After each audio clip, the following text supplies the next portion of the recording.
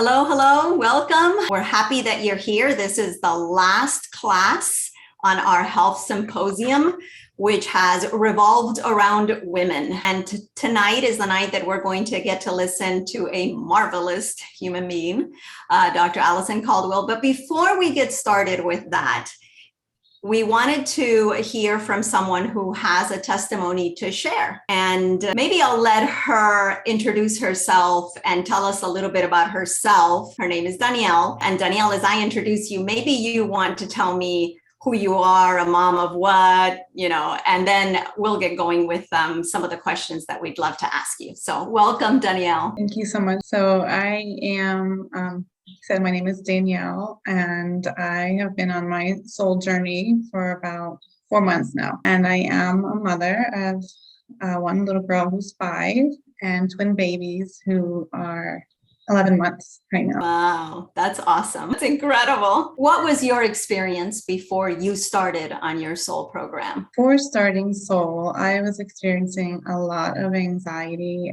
accompanied by panic attacks. And it became so intense that I was struggling to function. Simple things like going to the store, driving my car became almost impossible for me because of the amount of fear that would come over me when I was doing these things. I clearly remember being in the grocery store and my heart just pounding as I walked through the aisles and just wishing or hoping that I would make it out. Okay. So, and then I remember getting in the car and just sobbing, like, just so much fear. And, or just being in the car driving and dreading the light would turn red and just hoping that all my lights would stay green so I can make it home back safe. Like those were the thoughts that would run through my mind as I was experiencing, this intense anxiety. And so eventually it has started affecting my physical health. And so I have started dealing with high blood pressure. My resting pulse rate was always really elevated. And so I decided to give medicine a try. And after trying a few different ones, I quickly realized that I didn't like the way I was feeling while on those. And that's when I came across soul, and that's when I decided to give soul a try. So when you started on your soul program, thank you for sharing that with us. I can't imagine what that must feel like, everything you just expressed. When you started on your soul program, what did you notice first? And what changes did you notice? Well, right away, I noticed that I just started to feel better in general, felt more relaxed, more like myself. I started to feel like I was able to function better and not feel so nervous all the time. Before I had all the classic symptoms of anxiety, the sweaty palms, sweaty feet, my heart always beating fast, and not feeling like I can catch my breath, but all those symptoms started to little by little to dissipate. Now that you've been on the soul program, almost 4 months, right? Or 4 months. What is it that you are experiencing now? And what would you say are some of the biggest benefits you've gotten from being on a soul program so far? Now I feel like I'm in control of my emotions and how I'm feeling instead of them being in control over me. And that has been really empowering for me. And one of the biggest benefits has been feeling like I've gained some of my independence back. That's been really, really rewarding. And being able to feel like I'm more like myself, and also not feeling like I'm alone on this journey. My mentor has always been there every step of the way. So I'm really appreciative of that. And I'm so happy that I've given soul a try. Thank you. I appreciate you coming on and sharing that with us. I know not everything is perfect, right, Danielle? And that's a good thing to say. And it's okay to say that, because sometimes we think people have such amazing results on soul and we come in thinking it's going to be so amazing. It's like, oh my gosh, the same thing that happened to this person, I'm going to have. And I know you and I have talked about that a little bit, how it's not perfect and you're wanting it to be perfect, but baby steps, right? And I just love what you've reached and you've been able to accomplish so far. So thank you for coming on. We're going to move on to Dr. Alison Caldwell, who has joined us today. She's got a lot of books out there. This is one of my favorites of hers. She has this ability to write in a way that by the time you realize, you're like, oh, I'm halfway through the book, because she is such an entertaining reader and so informative. She is a clinical psychologist, a researcher, a teacher, an herbalist, and a psychotherapist. She was a former faculty member at the Yale University School of Medicine. She's published over 30 papers in medical journals, probably more now, right, Dr. Allison? But she has provided peer reviews of others' research and received 2 grants in mind-body medicine from the National Institute of Health. And I could go on, but I'll let you listen to what she has to say to us tonight. She comes from a place where she gets to listen to women very frequently, and I think she has seen a denominating factor probably among them. Let's welcome her. Dr. Allison, the time is yours. Thank you so much, Lydia. And I'm so happy to talk to all of you. I have a number of thoughts that I can't wait. Well, I don't have to wait anymore to share them. Here we are. Women, I'm going to tell you a little bit about my background before I tell you some of the things that I've got listed that I think are important to kind of go over. I was raised by a very strong woman who did not recognize that she was strong. She had 7 children. What more do you need to say, right? She didn't realize her strength, and she had sort of been raised to just be obedient, right? Which, that's very common for women in her generation. You're raised to be obedient. I was raised to be obedient, and my parents made almost all of my decisions for me until I went to college. And then even at college, I would call home and ask permission to do things because that's how I was raised. And so I remember thinking, I switched my major from music. I was a music major to start with because, my mother was a music major. She was a musician. Of course, just made sense for me. I was going to do something really crazy, though, and go off into the field of commercial music instead of classical music. So that was kind of crazy. I didn't do that, though, because I was frustrated because I wanted to help people. And instead of sit in a practice room and practice all day, I just wanted to go be helping people, sort of kind of was a prophetic thing for my future, I guess. And I remember thinking, I would love to be a family life educator. That seemed like the most crazy thing I could be, was this person who would teach classes. And I thought, but who would come to a class that I taught? So funny. I'm telling you that so that you can see some of the thoughts we have back then, especially, but some of the thoughts we have now are crazy. They're nuts. They are involved with our own brain, and they are not connected to reality, right? So as women, we have a lot of strengths that we often don't recognize. We don't recognize how tough and strong we are. And one of the things we tend to do is we tend to over-pathologize. So this word, pathology in mental illness terms would be the symptoms of your mental illness, or symptoms of, mental illness, I guess, would just encompass everything. And so we tend to think that our personality is defective, or our characteristics, or our thoughts, our choices, our self, whatever results from inside of us is defective and creates all of our outcomes. But what we know, and we know this based on a lot of research, but also a lot of observation, is that a lot of the things outside of us can be responsible for much of what we are thinking of as pathology, or this is my fault. So for example, the whole umbrella for this piece of it is recognizing the pervasive connection between mind and body. In fact, it's like, for us, we say connection between mind and body as if they're 2 separate things. And the more and more and more I've been around and around this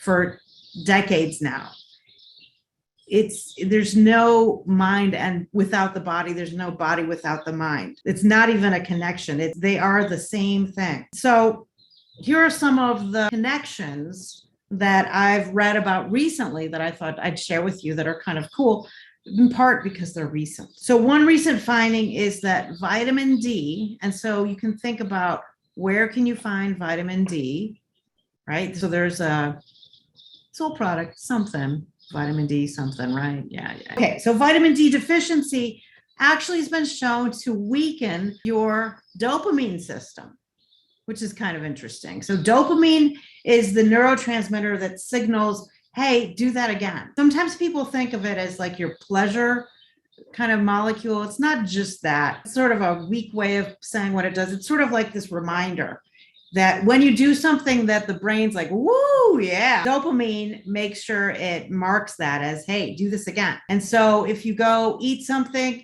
that sets off particular neurotransmitters in your brain, like endorphins that are like, woo, that was awesome, then dopamine is like, I'll remember. Or dopamine's like the penguin that goes, noted, noted, noted. And so unfortunately, you could go to McDonald's and get something there that has been scientifically engineered to hit the bliss point in your brain, which is the right combination of salt, sugar, and fat that will set off endorphins. And so then dopamine is like, woo, noted, right? So then it will remind you the next time you drive past McDonald's, dopamine's going to pop up and go, hey, opportunity. There's an opportunity to have that endorphin. You want that, right? So it's signaling you to want stuff. And so it can be motivating in that way. And then if you're getting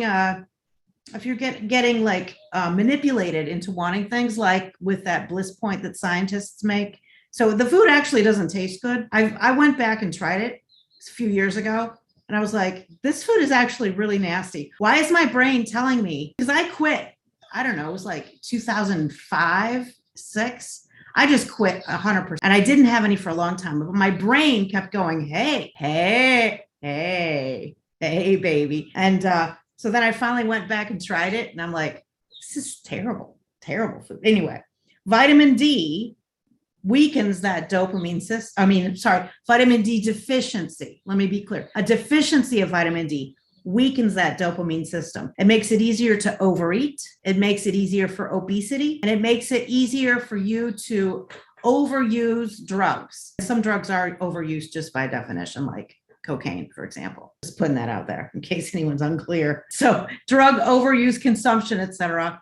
Low vitamin D. This is I think a mouse study where they raised vitamin D levels even in mice that were trained to be like leptin resistant mice. They still had less eating, even though they were leptin resistant. So enough vitamin D will help you with what we blame ourselves for in terms of our personality. So make sure your vitamin D level is targeted. Another thing that I saw recently, noise levels will affect your kids' cognitive development. And so we tend to think, it's okay to have this much noise. This is normal. Hearing the streets, the tires on the road constantly, that's normal, except that we see that it affects kids' cognitive development. Pollution is another thing. We know now that pollution levels can create mental illness. So pollution levels are linked with depression, but they're also linked with even things like a bipolar disorder, which is a serious problem. So pollution, now we're seeing pollution may be worse than alcohol or cigarette smoke. Not to say that those are good. We know they're terrible. And air pollution might be worse than those. So think about that. Another one, leaky gut. We know leaky gut leads to all kinds of digestive problems, but also it leads to depression. It leads to brain dysfunction and inflammation, which is tied to all kinds of mental illnesses. Another one, gut biome diversity. So this would be the probiotics in your gut. You want more diversity in terms of the number of good bacteria that you have in the gut. More diversity has been linked to a different personality type and more energy, right? So maybe a personality type you like better. My thinking is depression. With low gut diversity is going to affect certainly your expression of personality. And then finally, omega-3 fatty acids. We know that they're connected to depression. And so low levels of omega-3 fatty acids result in more depression, but also higher levels of omega-3 fatty acids will lower blood pressure. So those are some examples of this connection between the mind and body. To go a little further, I want to talk a little bit about the mental aspect, because, as a clinical psychologist, that is my absolute specialty. And I love the mind-body connection in particular. But there are some things that are just straight up in the brain that I think are important to recognize. One of them is empathy. As women, we want to have empathy, but then we're pressured to not have very much empathy, if that makes sense. We have to walk this kind of balancing, dividing line. And I'm going to talk about that in a little bit. So here we are being told, oh, you're too full of empathy. Oh, you don't have enough empathy. See, it's like nothing can be correct. We can't make everyone happy. But in terms of empathy, some people, not everybody, but some people have divided the idea of empathy up into cognitive empathy and affective empathy. So affect, which is spelled affect with an A, affect, and that's how it's pronounced, means emotions. And so affective empathy in this division would indicate I'm feeling you're feeling. And so if you come in and you're depressed, now I'm depressed too. Or if you walk in the room and you're really angry, or I hear about something that makes me angry, then I'm feeling overwhelming feelings of anger. So when I talk about this with my clients, I talk about this as a lack of an emotion boundary. We have behavioral boundaries, like you can't do that here or there. We have physical boundaries, like a fence or a door. But this idea of cognitive empathy then would be, well, I have a cognitive understanding of what you're going through, but I'm not lost in your feelings. And so if you're angry, I'm able to have a membrane. And that's really how I like to think of it, as a membrane, because it's not like a barrier. It's just a membrane. So you're not leaking into me, or I'm not leaking hopefully into you, but it's really that one way. You're not leaking into me as that membrane. And so what we know is that if you can have cognitive empathy with that boundary, and that can be really helpful for you, and you don't get stuck and lost and have this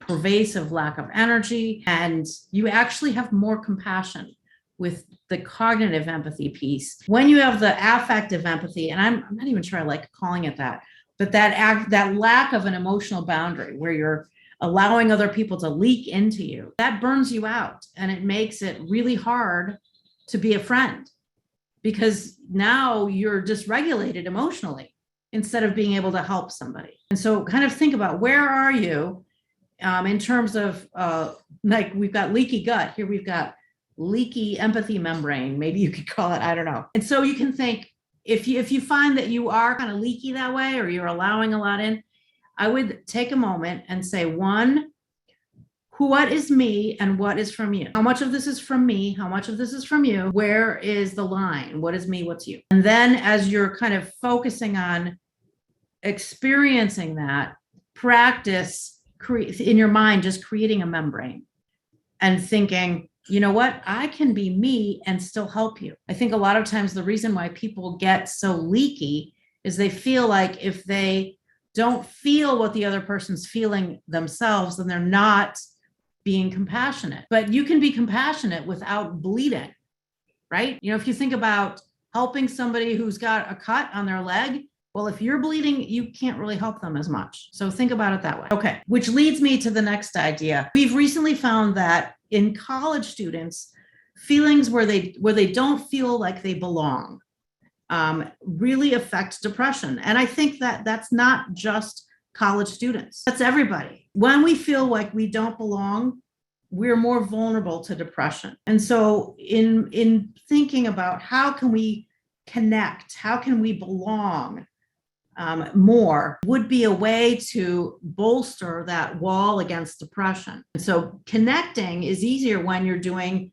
cognitive empathy than when you're wearing yourself out with useless affective empathy. So think about, I need to be cognitively empathic and compassionate without bleeding. That will help me feel like I belong more. And then here's the next idea. But as women, one of the particular things that we struggle with, and I really think it's an advantage, but a lot of literature says struggle, right? So we're going to turn this around as women because we are that powerful. There's something called the Big Five. This is a set of personality traits that people think explain pretty much all of personality. So they call them the Big Five, or the 5-factor model, or The NEO might be one of the names. Basically, you can remember them with the acronym CANOE or, wow, I forgot it. CANOE or the other one, OCEAN.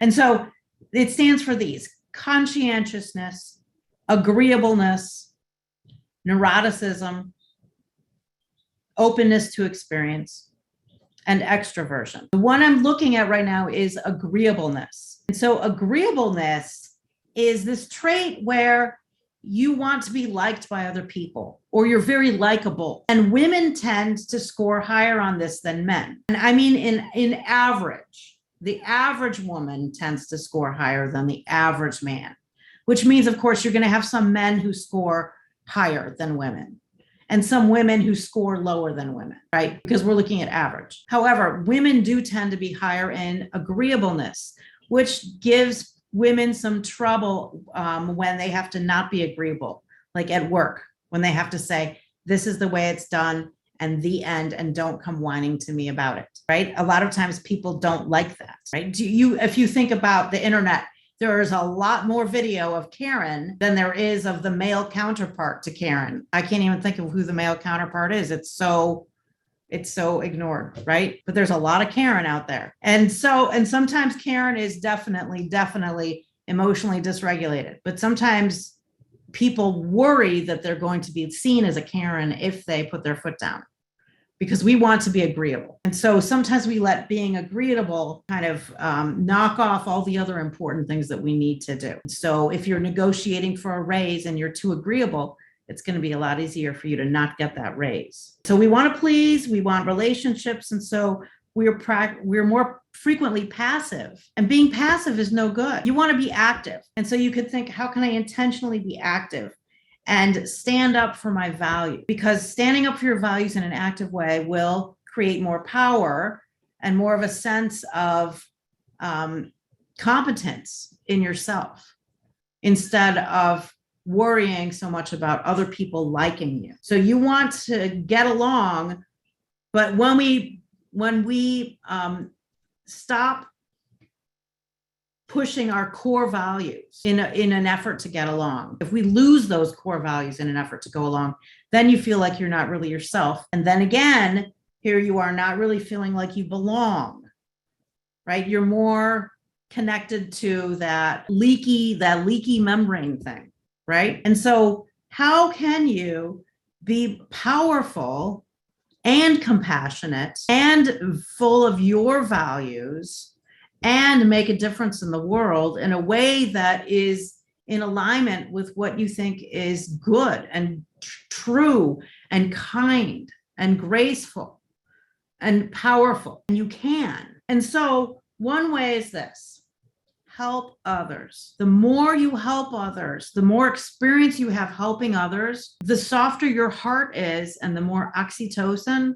you can run on. Oxytocin is powerful. It can make you powerful. And so help others a lot. One study looked at people, how they connected with others. This was actually a study on, I think, loving kindness in mindfulness. And they asked college students to wander around, and some of them were told, just look at other people and think about how much better off you are. Then another group was told, kind of look at their clothes and kind of just basically evaluate them. And another group was told, think about them like, I want good things for you. I wish good things for you. I have hope for good things for you. And that was the group that had the best outcomes in terms of compassion. And so this is one way we can be powerful. Be loving, kind toward others, wish good things for them. That does not make you weak. It's a lie that stuff makes you weak. And then help others so that you can find your true heart. You reveal your true heart when you help others. You have power in being who you are. So have the grace and boldness to really be who you are. And then finally, optimism. Optimism has recently been linked to better cognitive ability. How about that? Pessimism has been linked to poorer memory, which maybe is good. If you're pessimistic, maybe it's good you don't remember all the ways in which you need to be pessimistic. I don't know. I'm reading more into that than I need to. But optimism optimism is a really powerful force. So if you can practice optimism, and I'm saying some people might say, oh, I'm not optimistic, forget it. No, you can practice it. And then when you practice things, you get better at them, right? So just practice this, get better at being optimistic, practice helping people, and you'll get better at finding your true heart. Practice being powerful by being nurturing, kind, compassionate, and sticking to your values. And what you'll find is that you are powerful, you are kind, you are compassionate, and you will make a difference. You will be a soul woman. I love that, Alison. I loved everything you said. That was amazing. You actually have somebody commenting here. Where was the question? Where did it go? How do you probably answered this. How do you have cognitive empathy instead? Review that real quick just so we can answer her. You may have gone into it right now. I said a little bit, not a lot. I think if you find that you find other people leak into you and dysregulate your emotion, then number one, what you do is you figure out what is me and what is them, right? You think, okay, so this person is really mad at something. They came in the room, they're sitting on the couch, they're seething. And now I am really dysregulated. Maybe I'm not mad, but I'm really upset because they're really upset. One thing to think about is this is actually kind of normal. It's good for humans in groups to be able to have that kind of emotional contagion, because that helps us help each other. If we didn't have it, we would be in trouble. And so we are supposed to notice other people's upset and get a little bit upset enough to go help them. However, when you're really dysregulated, you can't help. It's that you're bleeding, now I'm bleeding thing. And so you notice what is you and what is me. And then you kind of practice. Again, you practice and you get better at it. You practice this membrane that goes between. So you're angry and I am myself. I was just sitting here reading a book. I'm not actually upset. I am reacting to you being upset. One way that you can really turn this around is to have, say, a validating statement. So a validating statement is a statement that reflects this truth. You are allowed to have your feelings. Your feelings make sense for you. They're fine. And so you could say, wow, you seem really upset. I'm sure you've got good reasons. Or you could, in the way you communicate, you could communicate that idea of, tell me about your upset. What happened? This sounded like it must have been awful. This must have been really hard for you. Boy, I can really tell you're angry. Of course you're angry. I would have been angry if that happened to me. So all of those are validating statements. And so you want to be validating. When you're validating, what you're doing is you're kind of reinforcing that there is a membrane between you and them. And you're saying your anger makes a lot of sense. That kind of necessarily brings you back to yourself, and you experience yourself as powerful because you are being validating and active. You're not being passive. And I'm actually being a little bit more helpful now, aren't I? Right. Much more helpful. If you validate other people, that might be the best way to strengthen any relationship. Validation is key. I really enjoyed that. Thank you so much for sharing all that with us. But I also want to say this, couple of the theme we're looking as well, exactly how do I use omega-3s to lower blood pressure, or vitamin D and the risk of depression, et cetera. I think and this I address in my book, The Fix, we get stuck on thinking that there's one solution to one problem, instead of this idea that there are lots of things that affect depression, lots of things that affect blood pressure. And so we have to change our overall lifestyle to be a more healthy lifestyle, instead of thinking that we can just tweak one thing and that will magically affect whatever we want to be affected. So lots of things create depression or blood pressure issues. Vitamin D is one of them. Omega-3s is one of them. There's been a fair amount of research on those. Nutrition is key. People and here I'm involved a lot in college students' lives now, and I love that. And a lot of them don't understand that they're anxious in part because they're eating and sleeping, and hydration is terrible. They're drinking soda every day. We now know that even if you limit yourself to one soda per day, you're still upping your risk for liver cancer. And so people are learning that they can eat terribly, and that then they're normal. So they come and they think that's normal to eat terribly, and that's normal to be that anxious and depressed. So nutrition definitely is It's critical, absolutely critical. And at the onset, something that you said that also resonated with what I was thinking was, you said we're deficient. So we're learning now that deficiency of vitamin D is going to cause this issue. And so now we're immediately thinking, okay, what is the product that's high in vitamin D? Okay, that's the one I need. And that's not the mentality that we need to have. Well, yeah, I mean, it would be useful to have that, certainly. But also you need other things. Like we know that if you don't have enough magnesium, then it's going to be harder for you to raise vitamin D levels. And vitamin D won't be able to do what it needs to do if there's not enough magnesium. So I've talked in the past about this idea that nutrients are like constellations. They're not single moments.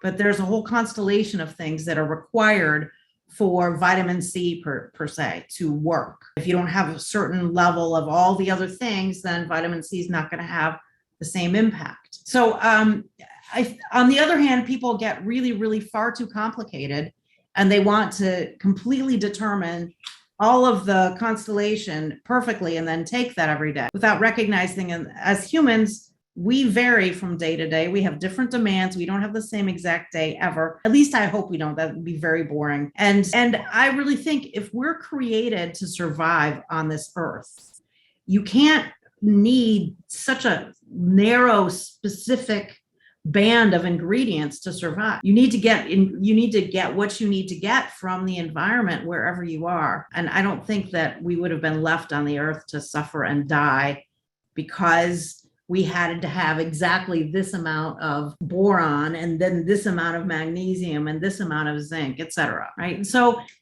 there's a fairly wide envelope for you to walk into and get the nutrients that you need. However, if you're replacing all of vegetables, fruits, meats, et cetera, with Twinkies,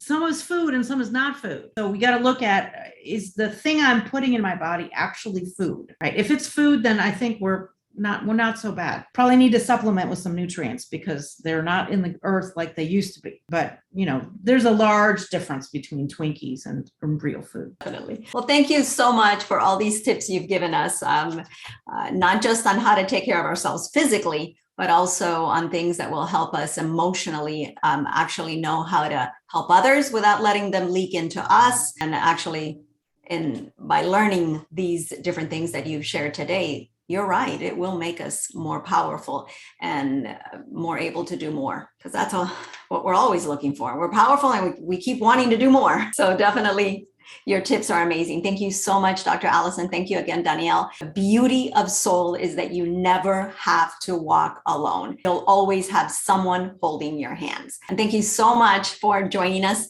and have a good evening. Thanks again.